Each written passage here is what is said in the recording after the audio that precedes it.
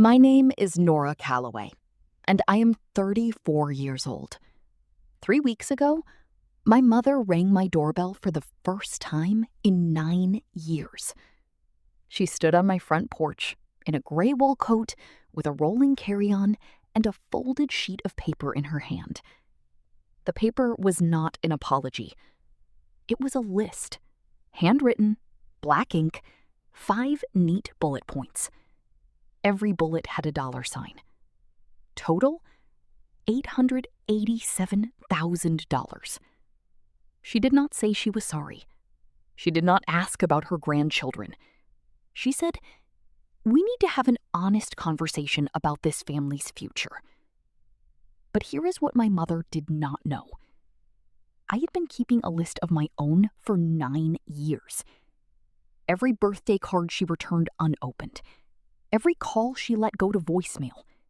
Every forwarded text my brother sent about me behind my back. 31 items. All labeled, all dated, all stored in a burgundy binder I kept in the bottom drawer of my filing cabinet, behind a folder of old tax returns. She brought a list of what she wanted. I had a list of what she did. Let me take you back to the summer I turned 25. The summer my family decided I was no longer one of them. Hartwell, Indiana. Population just under 3,000. One Lutheran church with a white steeple you could see from the highway. One hardware store that smelled like motor oil and sawdust. One diner on Main Street where the coffee was always burned and the pie was always worth it. That was my town, my entire world until I left for college at 18. My father, Gerald, worked at a grain elevator on the edge of town for 28 years. Same route, same thermos, same 11-hour days during harvest season when he barely came home before dark. My mother, Ruth, was the kind of woman who ran things without ever raising her voice. She organized the church auction every November. She decided which families got which assignments for the school carnival. She kept a handwritten ledger of every favor owed and every favor given, and she never forgot a single entry. Precision was her language.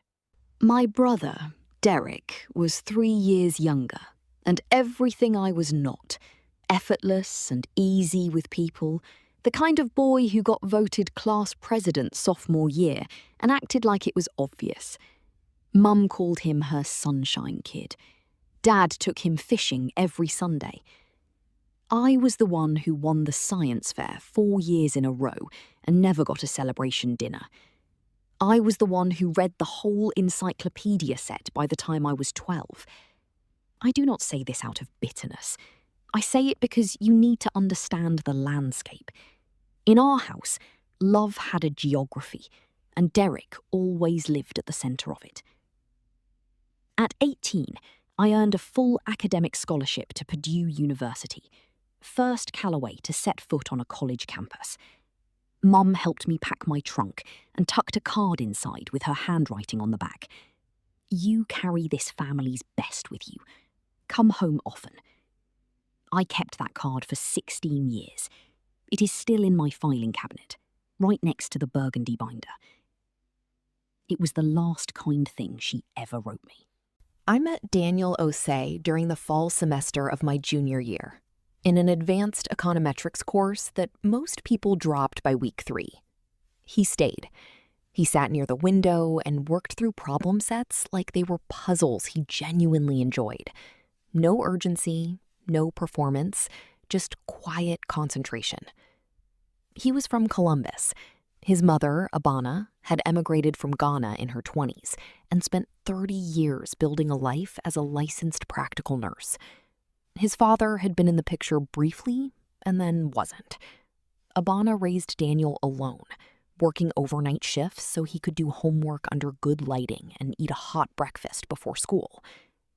Daniel was thoughtful in the way that only people who have watched someone sacrifice for them can be. He did not waste anything. Not time, not words, not kindness.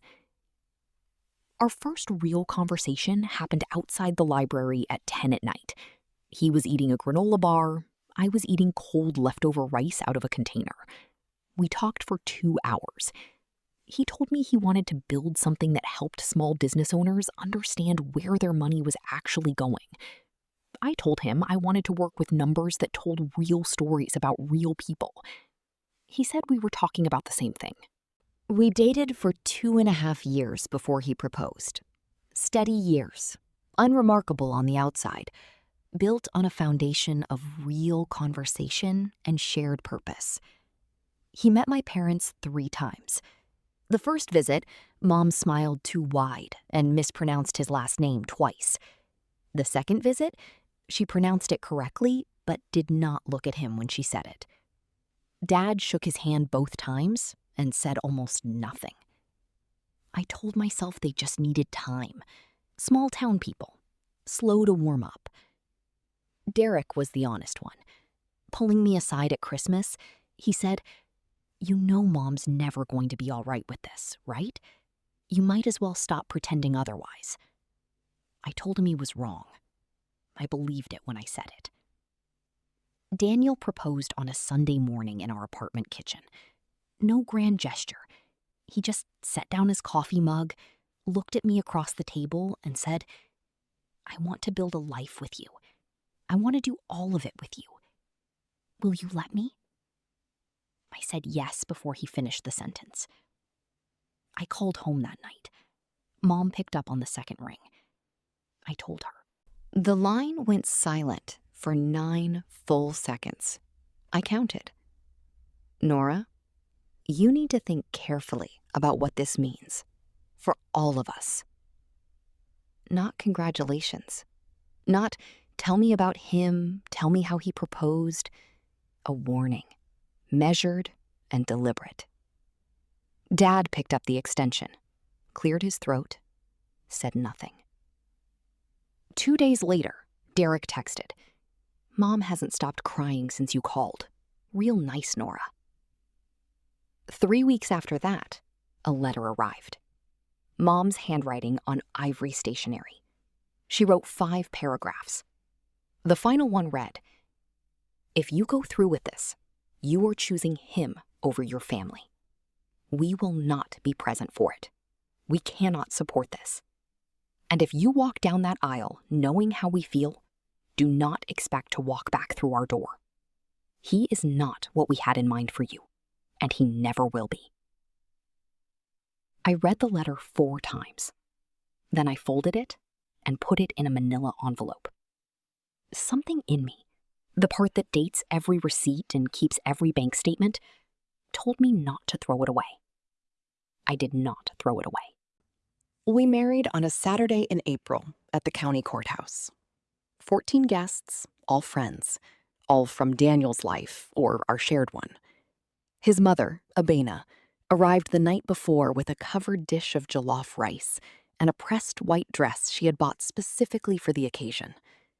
She cupped my face in both hands and said, "I prayed for a woman like you for my son. Welcome into this family, Nora." No father walked me down the aisle. There was no aisle. There was a hallway, industrial carpet, fluorescent lighting, and a judge who stumbled through the ceremony like she was reading it for the first time. The reception was at a Jamaican restaurant 4 blocks away, where we pushed tables together, and Daniel's college friend gave a toast that made Abena laugh so hard she knocked over her water glass. My dress cost $140 from a secondhand shop on College Avenue. Daniel wore a dark green suit he had found on clearance. We looked like 2 people who had just done something irreversible and wonderful on a budget, because we had.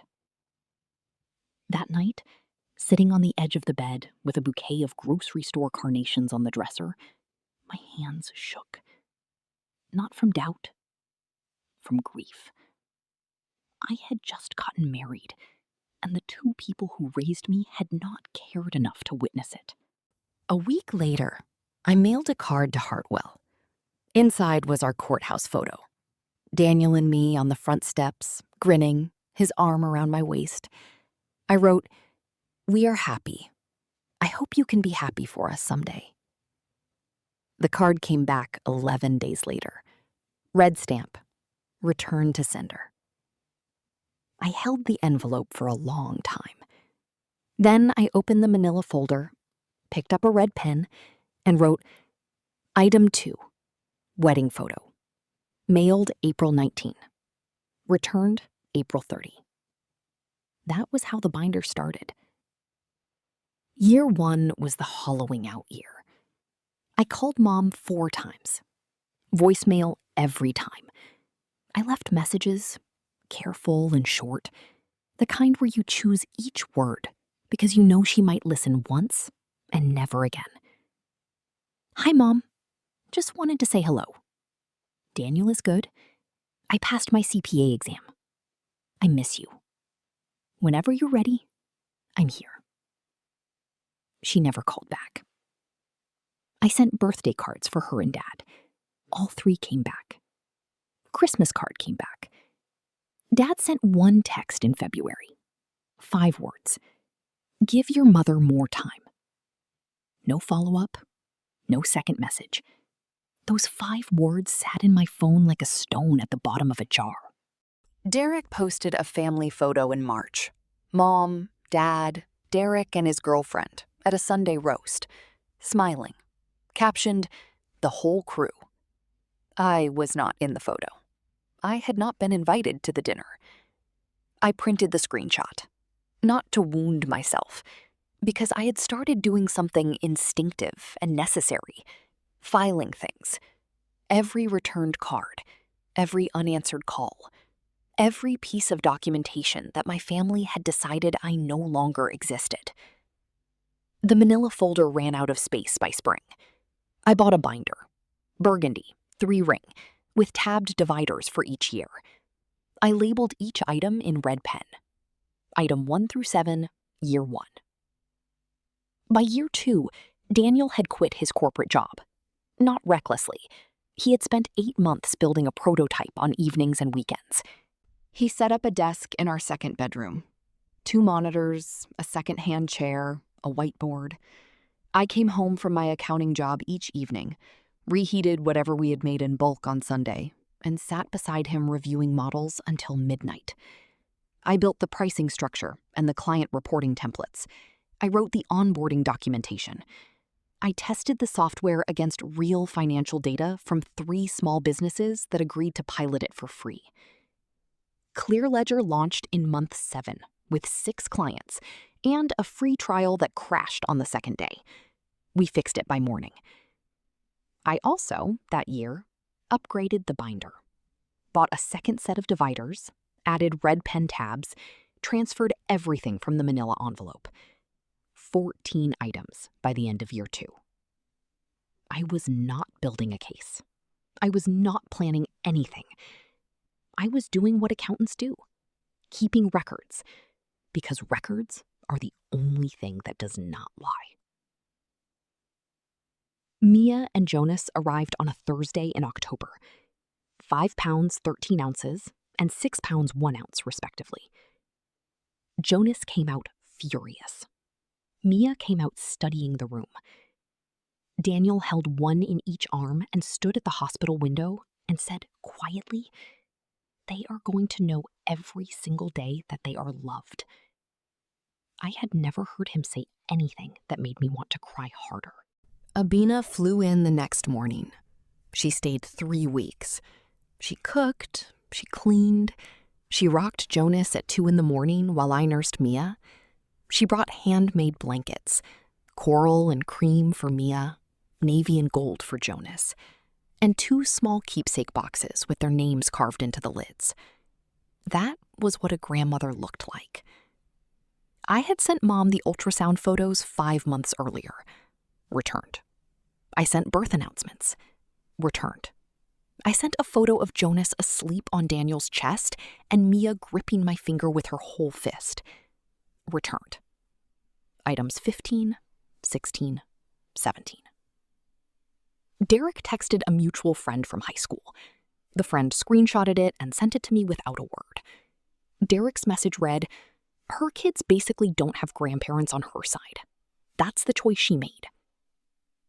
I sat in the nursery with that text on my screen for 12 minutes. Mia was asleep in the bassinet. Jonas was in my arms. I could hear Abina in the kitchen humming something soft while she washed bottles. My children had a grandmother. Her name was Abina Osei, and she showed up without being asked and never once treated loving them as an inconvenience. I printed the screenshot. Item 18, red pen, dated. Year 4, and the binder had 22 items. I want to be clear about something. I did not keep it out of resentment. Most weeks it sat untouched in the bottom drawer. I did not flip through it or rehearse speeches in the mirror. But every time something arrived, a forwarded screenshot, a returned card, a phone record, I filed it. Same process every time. Print, label, date, tab. Daniel asked me once, "Why do you keep all of it?" I told him the truth. Because someday Mia and Jonas might be old enough to ask why they don't have grandparents on my side. I want to be able to show them facts. Not my version, not Ruth's version, the documents. He nodded. He was an engineer at heart. Engineers keep build logs. By then, Clear Ledger had 14 employees and a real office in downtown Indianapolis with a sign on the door that I had picked out myself. Daniel still wrote code every day. He refused to become the kind of CEO who stopped touching the product. I handled everything else: cash flow, contracts, projections, payroll. The silence from Hartwell had become background noise by then. Some days I heard it, most days I did not. Abina visited every 6 weeks. Mia and Jonas called her Grammy Ab. She taught Mia to braid. She taught Jonas to identify every bird at the feeder by its silhouette. I did not know it then, but that binder would become the most significant document of my life. More significant than my CPA license, more significant than our company charter, more significant than the filing I would sign on the floor of a stock exchange years later. Year 5, 20 employees, a second office in Cincinnati. We bought our first house that year, a 1940s brick colonial in the Meridian Kessler neighborhood. 4 bedrooms, original hardwood, a backyard with an apple tree the twins immediately colonized as their headquarters. I remember signing the mortgage and thinking, no one handed us this. We built it. Mia and Jonas started first grade. They rode the same school bus and argued about who got the aisle seat. Achingly, beautifully ordinary. On a Wednesday night in November, I made the mistake of looking at Facebook. Ruth had posted a family photo from what looked like an early Thanksgiving. A new dining room set, Derek, his wife, their daughter, baby in a high chair. Caption, "Everything I love, all in one room." 4 people in that photo. No Nora, no Daniel, no Mia, no Jonas. I closed the app, went to bed, did not cry. I had stopped crying about Ruth Calloway somewhere in year 3. Some pain doesn't heal. It just settles into the body and becomes part of your normal temperature. Year 6. Derek got married. I found out from Instagram. The photos were beautiful. Same Lutheran church where I was baptized at 11. 200 guests. A reception in a rented barn strung with warm lights. Mum in a dusty rose gown. Dad in a suit I'd never seen. Derek and his wife in the centre of it all, laughing. They did not invite me. They did not tell me. I found out 4 days later when a high school acquaintance posted a group photo with the caption, "Such a beautiful night." I zoomed in. My parents were in the 3rd row, arms linked, smiling the way people smile when they have completely forgotten something they should be ashamed of. I did something I probably should not have done. I ordered a hand-woven table runner from an artisan shop in Asheville. Cream linen, beautiful, the kind of thing that lasts decades. I wrote a card. "Congratulations on your wedding. I wish you both every happiness. With love, Nora." Mailed it priority. It came back 3 weeks later, unopened. Tape across the flap, untouched. Item 23, Derek's wedding gift, returned. Red pen. Dated. I put the binder back in the drawer, sat down at my desk, and listened to Jonas explaining to Daniel why dinosaurs were technically still alive because birds existed. That was my family, right there in the next room, and they were everything. Year 7 changed the trajectory. Clear Ledger landed a Series B, $14 million from a venture capital firm in Chicago. Daniel called me from the car on the way home from the meeting. I could hear it in his voice before he said a word. They said yes. Year 5, 20 employees, a second office in Cincinnati. We bought our first house that year, a 1940s brick colonial in the Meridian Kessler neighborhood. 4 bedrooms, original hardwood, a backyard with an apple tree the twins immediately colonized as their headquarters. I remember signing the mortgage and thinking, no one handed us this. We built it. Mia and Jonas started first grade. They rode the same school bus and argued about who got the aisle seat. Achingly, beautifully ordinary. On a Wednesday night in November, I made the mistake of looking at Facebook. Ruth had posted a family photo from what looked like an early Thanksgiving. A new dining room set, Derek, his wife, their daughter, baby in a high chair. Caption, everything I love, all in one room. 4 people in that photo. No Nora, no Daniel, no Mia, no Jonas. I closed the app, went to bed, did not cry. I had stopped crying about Ruth Calloway somewhere in year 3. Some pain doesn't heal. It just settles into the body and becomes part of your normal temperature. Year 6. Derek got married. I found out from Instagram. The photos were beautiful. Same Lutheran church where I was baptized at 11. 200 guests. A reception in a rented barn strung with warm lights.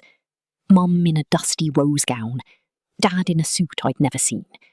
Derek and his wife in the centre of it all, laughing. The math was shifting. My mother was paying attention. That same year, I sent what I knew would be my last birthday card. I had sent one every year. 7 consecutive years, 7 returned. But this time, I tucked something extra inside. A photo of Mia and Jonas at the county fair. Matching red jackets, Jonas with his face painted like a tiger, Mia holding a stuffed elephant she'd won at the ring toss. On the back of the photo, I wrote, "They ask about you sometimes. I tell them you live far away." I sealed the envelope, mailed it, expected the usual stamp. It came back in 8 days. But something was different. The envelope had been opened. The flap was carefully resealed with a strip of clear tape. I held it to the light. The card was inside. The photo was inside. But someone had taken them out, looked at them, and put them back deliberately before sending the envelope back. I sat at the kitchen table and held that envelope for a long time. Dad had opened it. I was almost certain. He had looked at his grandchildren's faces, held their photo in his hands, and then Mom had made him return it. He wanted to keep it. She would not let him. Item 25. Birthday card. Year 7. Opened and resealed. Photo viewed. Still returned. Red pen. Dated. Year 8. Clear Ledger had grown to 90 employees. Offices in Indianapolis, Cincinnati, and Nashville. A partnership with 2 regional accounting firms. Daniel was profiled in a Midwest business magazine. I noticed unusual activity on my LinkedIn. 3 profile views in 1 week from a private account. Location listed as Hartwell, Indiana. Then a fintech newsletter ran a Companies to Watch feature. Clear Ledger was number 31. Brief mention, but the newsletter had a national readership. 3 weeks later, my high school friend called. Not texted, called. "Nora, I have to tell you something. Her voice was off. Derek accidentally added me to a family group chat. Wrong number, I think. My name is close to one of his wife's cousins. I was in it for 4 days before they noticed. I took screenshots. She sent 7 of them. I read them in the school pickup line, waiting for Mia and Jonas. Derek, her company's valuation was $74 million last round. I've been checking the Delaware filings. If they go public, we're looking at $300 to $400 million minimum. Ruth, how do we approach this? She won't listen to me. Gerald, maybe I should call first, just to talk. Ruth, no, I need to go in person, with something concrete. Make a list. She's an accountant. She responds to structure. Be specific about what you need. How much should we ask for? Start with Dad's retirement, then the house, then medical. Add something for my kids' education. Layer it so it looks like family investment, not a handout. I don't know if this is right. Gerald, she has more money than anyone in this county ever will. She can afford to take care of her family. Gerald did not respond after that. I sat in the car with the engine off. Through the school gate, I could see Jonas sprinting toward the car with his backpack bouncing. Mia was behind him, walking at her own deliberate pace, not running for anyone. My hands were shaking, not from sadness, from a cold, clarifying certainty. 9 years of silence. 9 years of returned photographs and erased grandchildren. And now that the filings were public and the valuation was visible, they wanted to approach with a plan. I drove home, printed the screenshots, opened the binder. Item 28, family group chat, financial reconnaissance. Screenshots provided by mutual contact. Dated. I told Daniel that night, after the kids were asleep. He read the screenshots the way he reads code. Slowly, line by line, looking for what was really being said. When he set the phone down, he was quiet for a moment. What do you want to do? Nothing yet, but I want to be ready. He nodded. That was Daniel. He did not perform emotions. He did not tell me how to feel. He asked what I needed, and then he stood next to me while I worked it out. The following week, I called a family attorney. Not to file anything. I needed to understand our position. Our attorney, a woman named Patricia, mid-50s, wire-rimmed glasses, the kind of person who answered questions before you finished asking them, walked me through it in 20 minutes. No, Ruth had no legal standing. Our trusts were structured to insulate the children's assets. No grandparent visitation rights in Indiana without a pre-existing relationship. And 9 years of documented estrangement made any claim without legal foundation. I thanked Patricia, hung up, went back to work. But I also did something else that week. I drafted a letter. Did not send it. Just wrote it all out at the kitchen table after midnight. Every item in the binder. Listed, dated, described. 28 items. 9 years. The complete record of a silence I had not chosen. Year 9. The IPO conversation started in February. Investment bankers flew into Indianapolis. 3 rounds of meetings in our conference room, with its whiteboard that was still from the office supply liquidation sale, though no one needed to know that. They reviewed our financials, our retention rate, our growth model. They used words like roadshow and lockup period and pricing corridor. Daniel handled the product story. I handled the numbers, every slide, every projection, every risk disclosure. My name was on all of it. CFO, co-founder, the person who had signed every SEC filing that left this building. The process took 8 months. In September, Our attorney finalized the trust structure for Mia and Jonas. 2 irrevocable trusts, fully funded, protected. Nobody, not Ruth, not Gerald, not Derek, not any version of the Calloway family who arrived with a list, could touch a dollar. I signed the documents in Patricia's corner office on a gray Tuesday afternoon. She asked if I had questions. I had one. If a family member attempts to claim access to these funds, what happens? Nothing, she said. That's the point. I went home and made dinner and helped Jonas with long division and put the trust documents in the fireproof safe under our bed. Around that time, I noticed something. The LinkedIn views had stopped. No more texts from my friend about church gossip. No digital footprints from Hartwell at all. Quiet. The kind of quiet that means someone is preparing. 2 months before the IPO, Derek texted me. First contact in 9 years. The message arrived at 3:17 on a Monday afternoon. Hey, stranger. Thinking about you. How are the kids? 8 words. 9 years. How are the kids? As if this were a continuation of something instead of a resurrection. I did not reply for a week. I wanted to see if he'd follow up.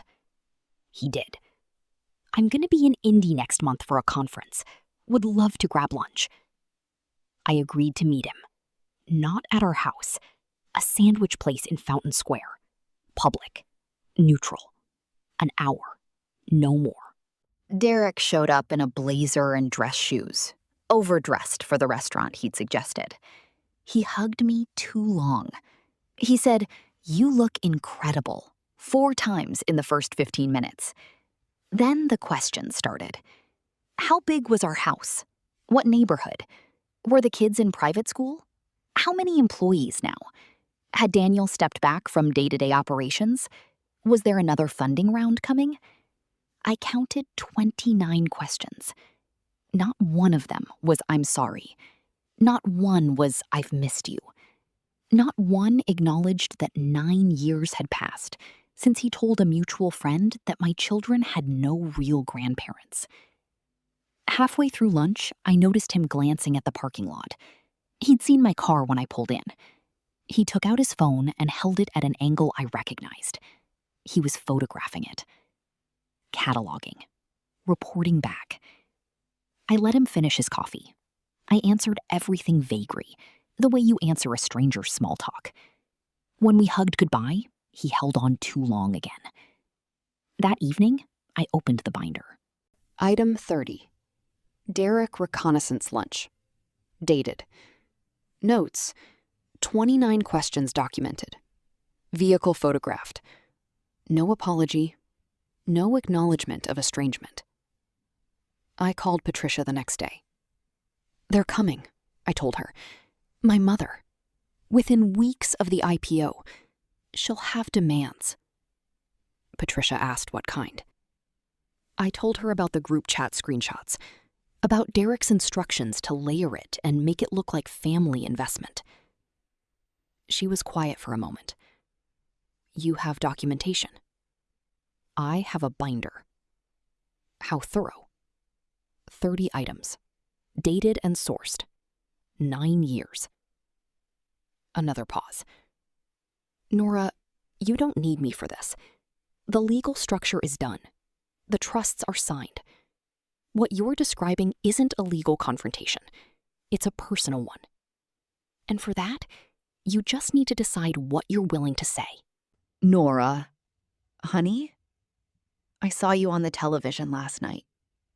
You and Daniel up on that floor. I didn't know what to say, so I'm calling. I'm proud of you. I've always been proud of you. A long pause. Your mother wants to talk. She has some things she'd like to discuss with you. Please call when you can. I love you, Nora. I pleaded 3 times. I'm proud of you. I've always been proud of you. I rewound, listened to the structure of it. He called after the IPO, not after the wedding, not after Mia and Jonas were born, not after 7 consecutive returned birthday cards, or the ultrasound photos I'd mailed, hoping for a miracle. He called after the NYSE. He was proud of me on paper. He had always been proud of me. On paper. What he had never been was brave enough to pick up the phone when there were no millions on the other end of the call. I saved the voicemail. I did not add it to the binder. It was too sad for the binder. Instead, I sat on the bathroom floor of our hotel room and felt the full weight of it, all of it, for about 5 minutes. Then I got up, finished my coffee, and packed my bag. We had a flight to catch.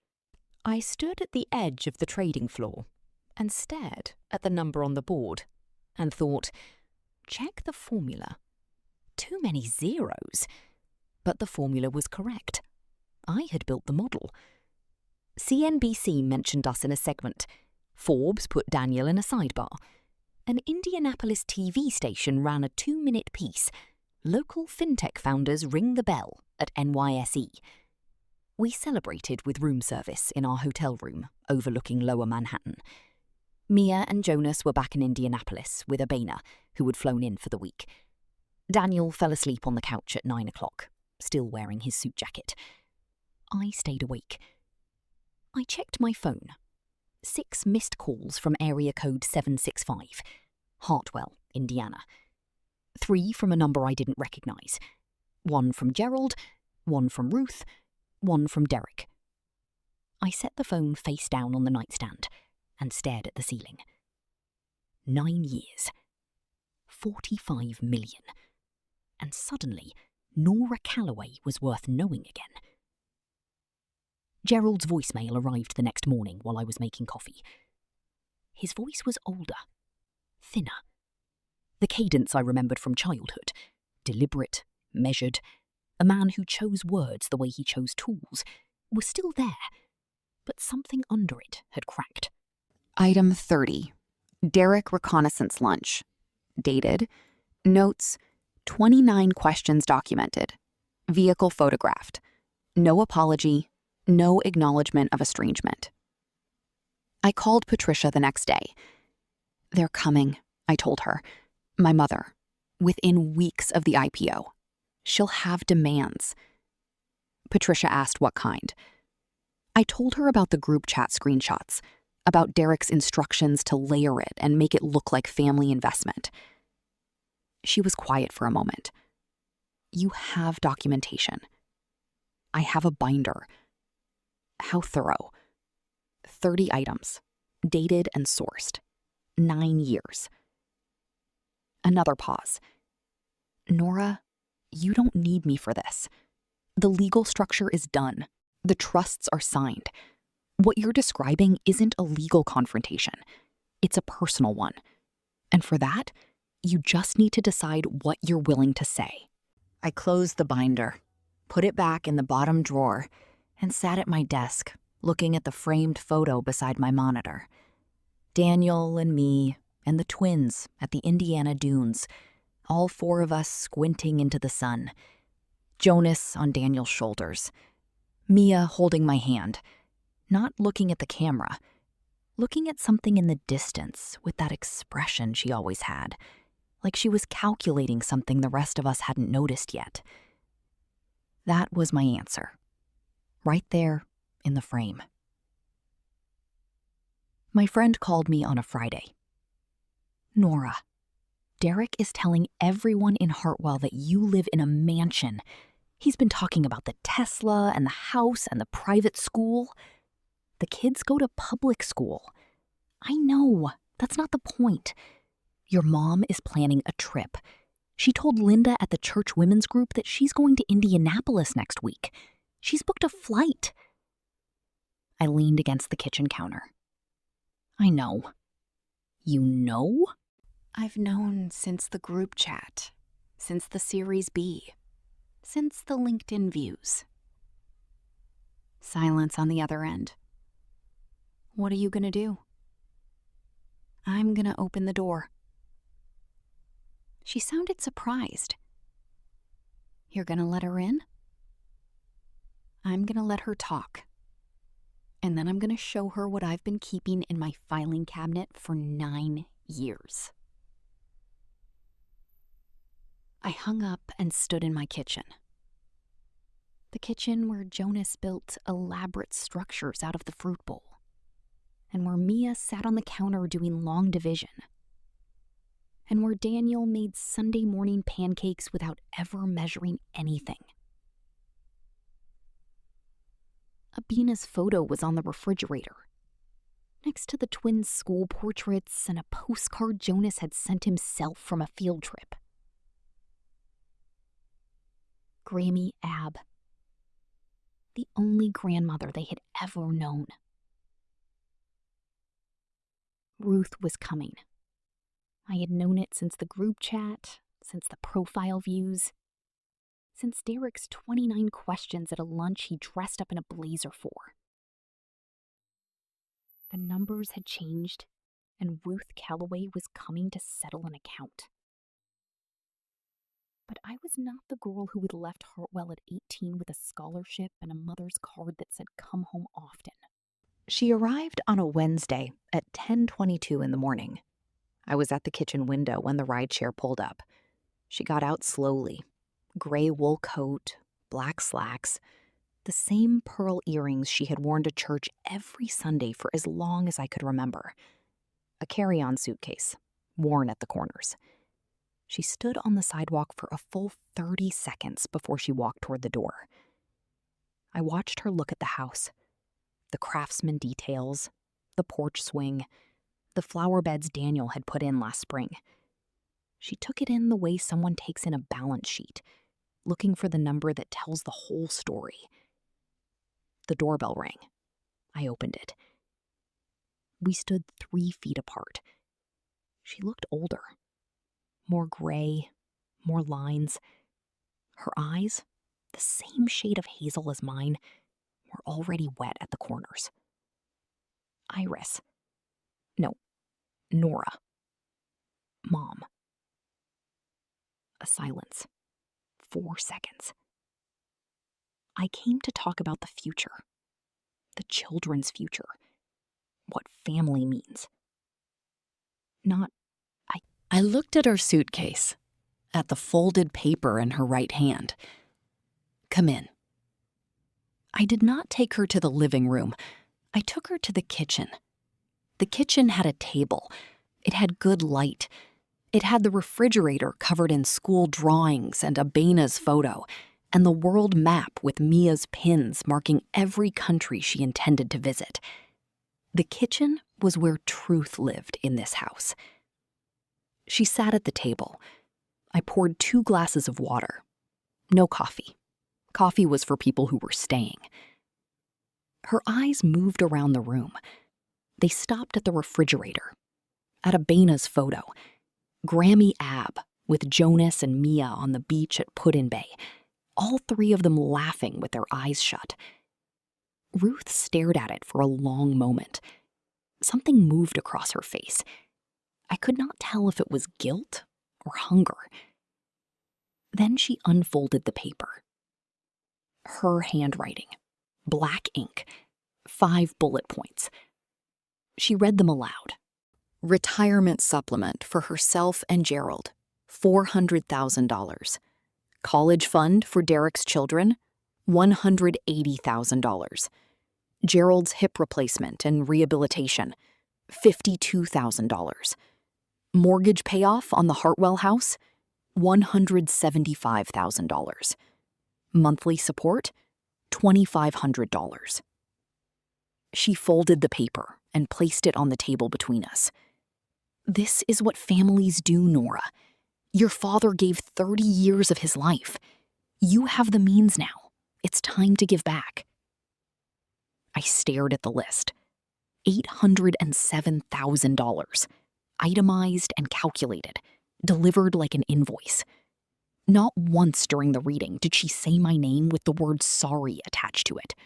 Not once did she acknowledge that she was sitting in a house she had never visited, asking money from grandchildren she had never held. I picked up the list, read each line once more, folded it, set it down. Then I stood up and walked to my office.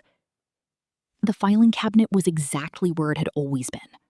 Bottom drawer, under the tax folders, behind the old insurance binders. I pulled out the burgundy binder. 3 rings, 9 years of tabs and documents and printed screenshots and returned envelopes.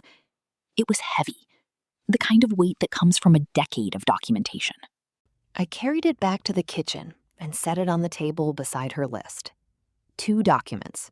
Hers, 1 page, 5 bullets, $807,000. Mine, 31 items, 9 years, 0 apologies received. Ruth looked at the binder. What is that? I sat down and placed my hands flat on the table. You brought a list, Mom. I brought one too. She stared at it, at the red pen labels visible through the clear plastic cover, at the thickness of it, almost 3 inches of tab dividers and printed screenshots and birthday cards still in their original envelopes. I don't understand. You will. I opened to tab 1, year 1, and I began to read. I did not raise my voice. I did not perform. I read the way I read quarterly reports to the board. Factual, organized, item by item.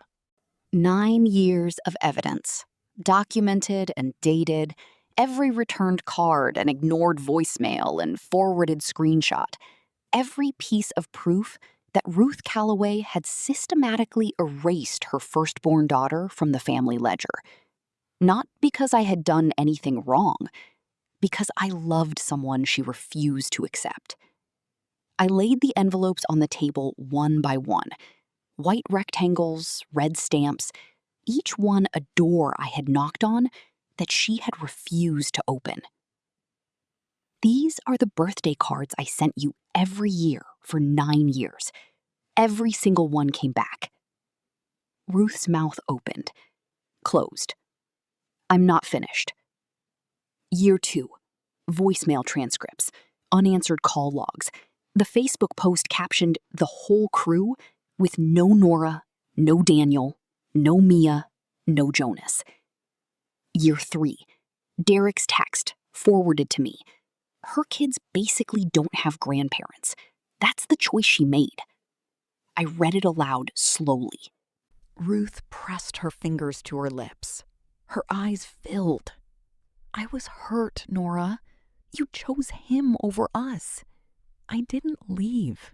You told me not to come back. That's not... I was upset. People say things. I turned to the last section, pulled out the group chat screenshots. 7 pages. Item 28. Family group chat, October 2025. I read Derek's message aloud. Make a list. Be specific. She's an accountant. She responds to structure. Then Ruth's. She has more money than anyone in this county ever will. She can afford to take care of her family. Ruth's face changed. The performance evaporated. Something harder rose to the surface. Not grief. Anger. You had no right to see that. I looked at her. Level. Steady. You had no right to return photos of your grandchildren. The kitchen went quiet. I reached for one specific item. Tab 5, year 7. The envelope was slightly different from the others. Same white paper, same red stamp, but the flap was creased and had been resealed with a thin strip of clear tape. I held it up. Item 25, birthday card, year 7. Inside this envelope was a photo of Mia and Jonas at the county fair. On the back, I wrote, "They ask about you sometimes. I tell them you live far away." I set the envelope on the table. This card was opened. Someone looked at their faces, then sealed it back up and returned it. Ruth's jaw tightened. Her eyes were on the tape. Dad opened it. He wanted to keep it, and you made him send it back. Her hands were flat on the table. She stared at the envelope. Then she whispered something so quiet it barely reached me. If I let him keep it, if I let any of it in, I would have had to admit that I was wrong, that I lost 9 years for nothing, that I turned away my grandchildren because I was too proud to... She stopped, swallowed. For 1 second, maybe 2, I saw something real in her face. Not performance, actual fear. The kind that lives under stubbornness for so long it forgets its own name. Then her chin lifted. But you left us, Nora. You made your choice. The moment closed like a door. I placed her list on the left side of the table. I placed the binder on the right. 2 documents, side by side. Your list, $807,000. 5 bullet points, no apology. I touched the binder. My list, 31 items, 9 years of silence, 9 years of returned birthday cards, 9 years of erased grandchildren, and a letter from you that said, he is not what we had in mind for you, and he never will be. Ruth's nostrils flared. After everything we gave you growing up, the house, the food, everything. You raised me. That's not a debt. That's what parents do. We gave you everything. You gave me a card that said, come home often. Then you told me not to come back. She had nothing for that. I watched her search through everything she had and come up empty. You said he was not one of us, I said. But for 9 years, his mother was the only grandmother my children have ever known. The words hung in the kitchen. She had nothing left. The door from the garage opened. Daniel walked in, keys in one hand, laptop bag over his shoulder, still wearing the quarter zip he'd left in that morning. He saw Ruth. He saw the binder on the table. He looked at me. He did not say anything.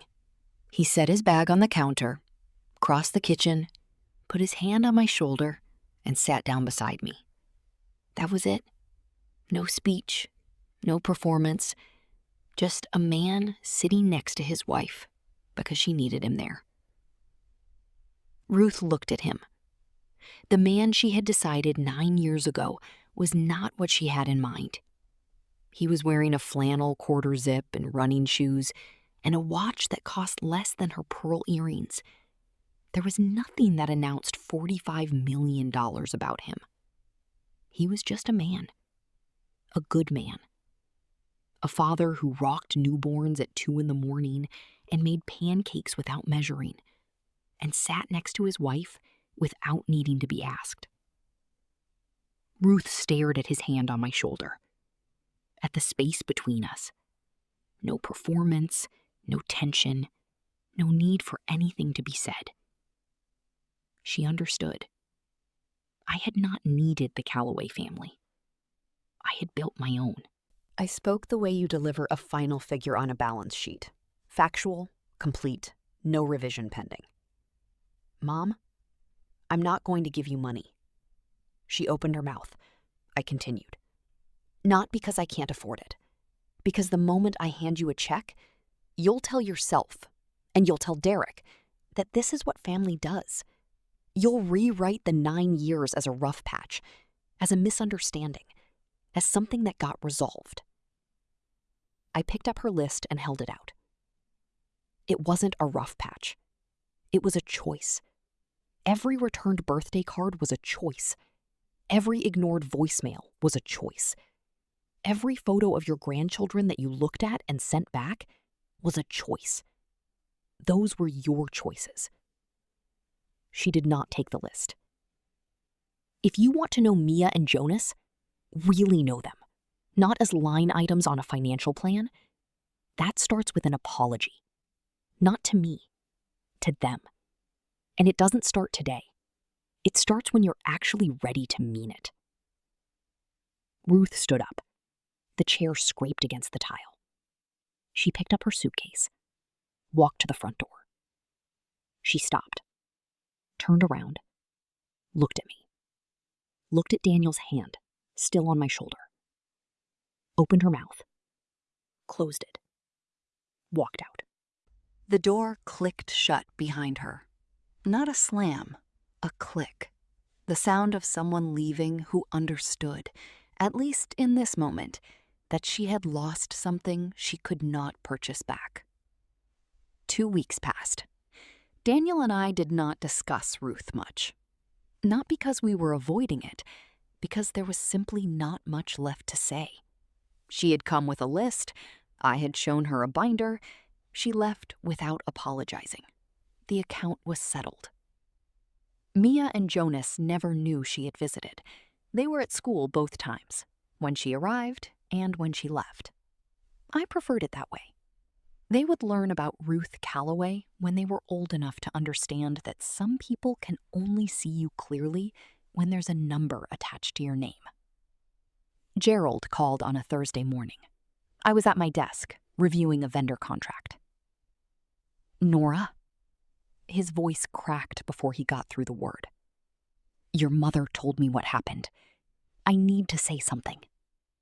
A long pause. I should have called you the day after the wedding. I should have driven to Indianapolis when the twins were born. I should have done 100 things I didn't do. I'm sorry.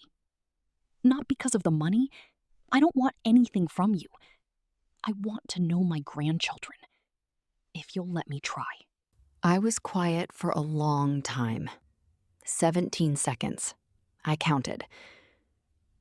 I believe you, Dad. But believing you and trusting you aren't the same thing. We start slow. Phone calls every 2 weeks. No visits yet. Just talking. And you earn the rest. That's more than fair. It's exactly what's fair. Not more, not less. We hung up. I went back to my contract. Derek texted once. You could have just helped us. That's what family is for. I didn't reply. Some messages answer themselves. Ruth did not call, did not text. The silence returned. But this time, it was fully hers. I had said everything that needed saying. The next move, if there ever was one, belonged to her. The binder sat in the bottom drawer. 31 items. 9 years. I did not add a 32nd. I hoped I would never have to. Here is what 9 years of silence taught me. Family is not the people who share your last name.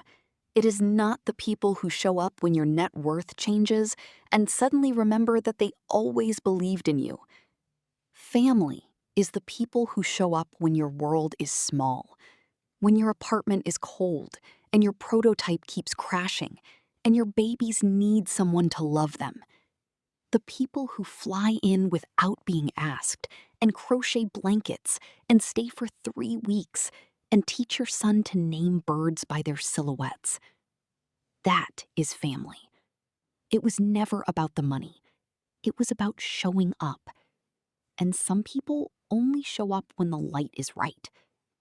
That was never going to be enough for me. And it was never going to be enough for Mia and Jonas.